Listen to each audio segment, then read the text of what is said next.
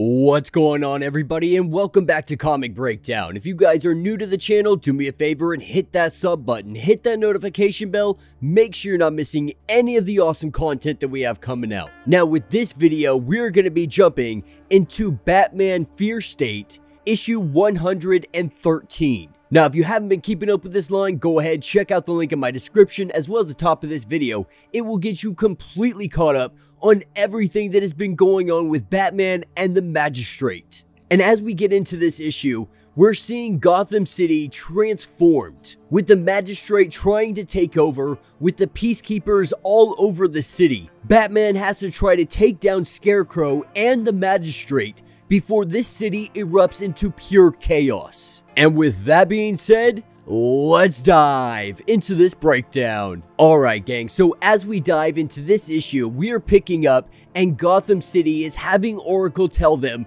that there is nobody that is going to save them. That they are all on their own, Batman is dead, the Magistrate is evil, and their best course of action is to grab a gun, to grab a bat, and prepare to defend yourselves. And this is all being broadcast through the Oracle system. Using this system and blocking out Oracle completely, this city is descending into chaos very quickly. Not only that, Peacekeeper number 1, he's been infected by the Scarecrow toxin. And picking up at Gotham City Police Headquarters, we're picking up with the Commissioner and Batman. Batman, now more or less free from Scarecrow's toxin, he's come here to let her know exactly what's happening, to let her know that the Magistrate has been working with Scarecrow. They're the ones that planted the bomb, the one that went off at City Hall, that Simon Saint has orchestrated all of this so that he could gain control of this city. Not only that, but Peacekeeper number 1, he has been dosed by the fear toxin. And the Commissioner, she's not sure what to believe here, because this is a lot of information to dump on someone. It's a lot of hearsay as it stands, because what she truly needs is some kind of evidence, something connecting all of these pieces together. And they both are recognizing that this city is at a breaking point, that if they don't stop this, if they don't bring in Peacekeeper number 1, if they don't bring down the Magistrate, and they don't capture Scarecrow, this city will fall to the Magistrate, and the future will belong to them. And so Batman, getting to work, he jumps out the window. He starts making his way through the city, but he gets intercepted by drones and Peacekeepers. And so Batman takes this opportunity to show Simon Saint exactly what he can do, what he is going to do to his Magistrate officers, to these Peacekeepers, and to everybody that now works for them. He wants for Simon Saint to truly be able to see how easy it is for him to take out everything that he has built up.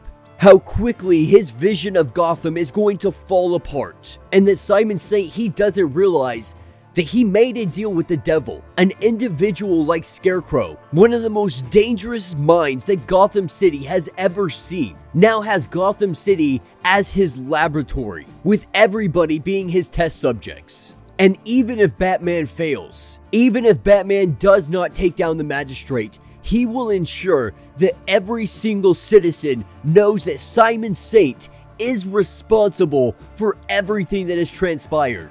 If it takes him dying to do so, he will do that. And we're just seeing, Batman, he's at that breaking point. He is fed up. He is done. He has let this city descend into chaos far too much. He has left this completely unchecked.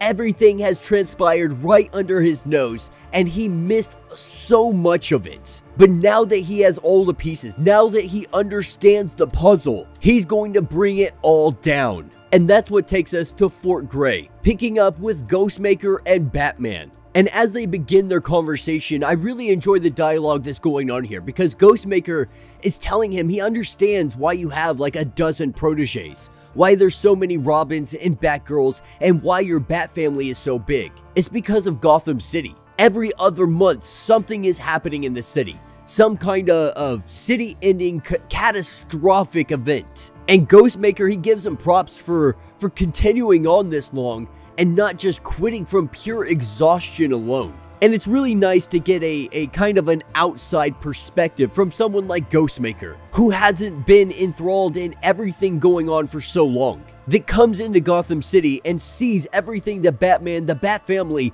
has done over the decades. And right now, Batman needs some help, because while he was in Arkham, he's worried that Crane got inside of his head too much. Not like the usual experience with fear toxin. It's as if someone was pressing on the fear buttons inside of his brain. But right now, he needs to know if there was anything planted inside of his mind. Because if he's compromised, if Batman is under some kind of subliminal control, it would make him too compromised to be out in the field. He wouldn't be able to do anything he needs to do to be able to save Gotham City. And so we see him put on some headgear that he started developing with Cyborg. It's kind of like a technological approximation of short-range telepathy based on Motherbox technology. And so in the most layman term possible, it's a Bat mind control helmet. Now this is something that's very rudimentary, and he would call Martian Manhunter if they believed they had the time.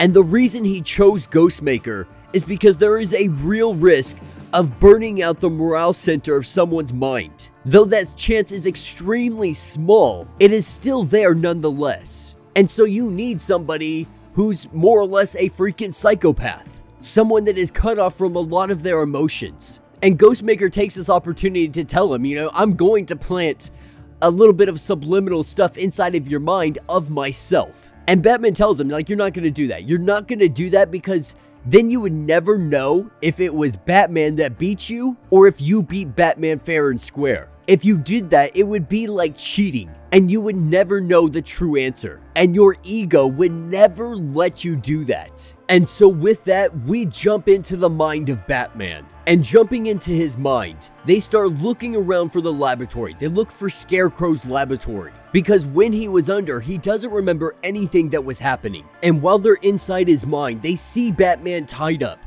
to a chair with Scarecrow behind him. And as Batman is watching this, he's not sure if this is real. He's not sure if this even happened. He's not sure if this is a planted memory or not. But as they begin to look deeper, he realizes that this isn't one of his memories. This isn't something that actually happened.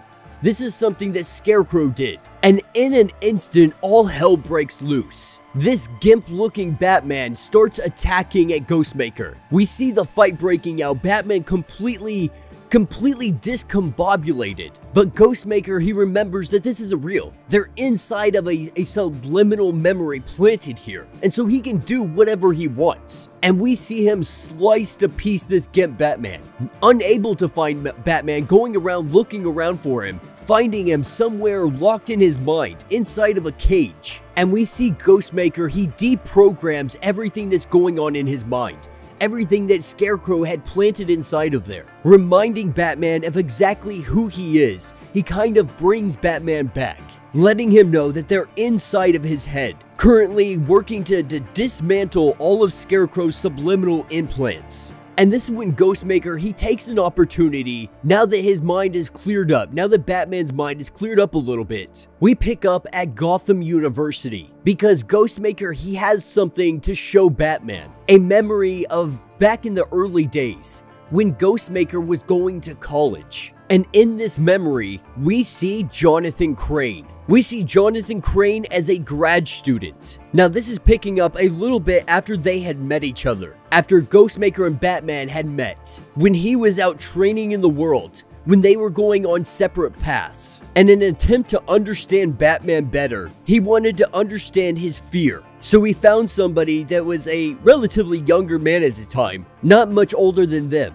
And really what's happening is Ghostmaker, he wanted to learn empathy in any way he could. Because that's really what Batman told him, to try to learn some kind of empathy. And to learn that, he went to Scarecrow. And even in the presence of Crane, he knew that there was something off about him in that time period. Being somewhat kind of cold, distant, there was just something very unnerving about him. Because he saw a utility in instilling fear upon a city. And this is what Ghostmaker wants him to hear. This is what he wanted to show Batman. And Crane lets us know that fear is an evolutionary tool. It's something that's far more primitive than any other emotion, deep and animalistic. But being human beings, we are very unique, we are very special individuals. Because when confronted by fear, we do everything we can any kind of endeavor to try to get over it, to try to overcome that fear. And so in an essence, we evolve past it and we become something that is better, something that is more capable. And an example that he uses is early man and the snake. Now, in the early days, it was very hard for us to detect snakes. But as we started getting attacked by them, bitten by them, the idea is that through evolution, our eyes adjusted. We started to see different patterns, different colors. This allowed us to see a snake hiding even in thick brush. And in turn, it allowed us to be able to catch the snake and then kill it, making us a more superior species. And this is why he has a very huge distaste for the modern world. Because as it stands, the modern world, it coddles us.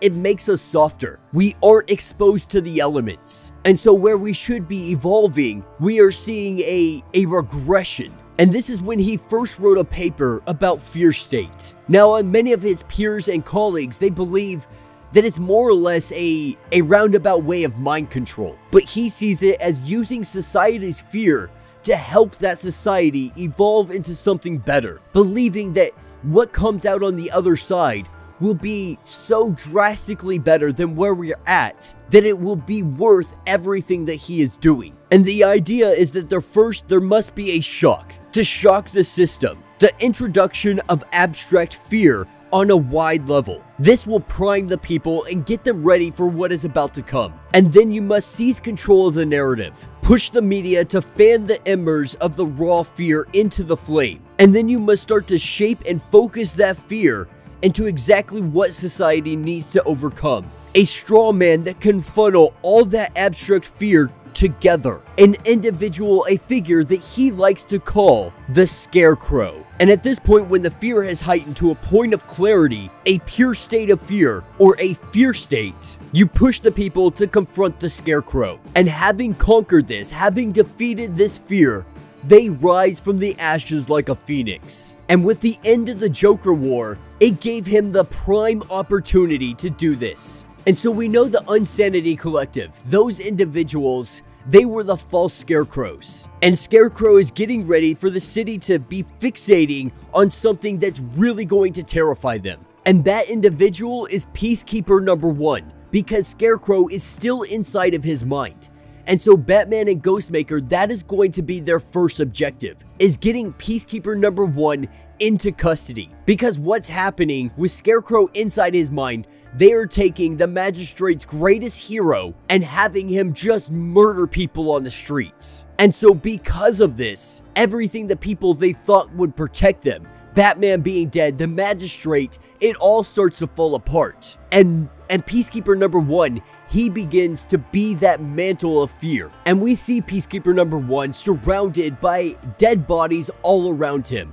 And we see Peacekeeper X, the top secret project. He has come to confront him, to let him know this is where it ends. That it's time for him to come in, it's time for him to stop everything that he has done. And Batman knows. He knows the city has become a powder keg, and Peacekeeper number 1 is Scarecrow's match. And that will be the end of this issue. So let me know what you guys think down in the comments. I think this issue has been a really the filler. It's really building up everything that is about to happen, bringing Fear State to a close, bringing us to the ultimate conclusion of what happens here. And these are the defining moments. This is what is going to make or break this city. This is what's going to define the future state event. Now, there is still the possibility that all of this gets turned around, that with Wonder Woman now returning, we could see the return of a whole different future. We could see the deconstruction of future states. At least that's what the quintessence and much of the reading we've been led to believe so far is telling us. Is that with the return of Wonder Woman, these events are going to be changed. Of course, that is only an assumption, and it looks like if it doesn't happen soon, if it doesn't happen here in the next couple of issues, we're going to see Future State really take its hold, really take its grasp, and it will be irreversible. But yeah, let me know what you guys think down in the comments. If you have not yet, do me a favor, hit that sub button, hit that notification bell, make sure you're not missing any of the awesome content we have coming out, and until the next breakdown.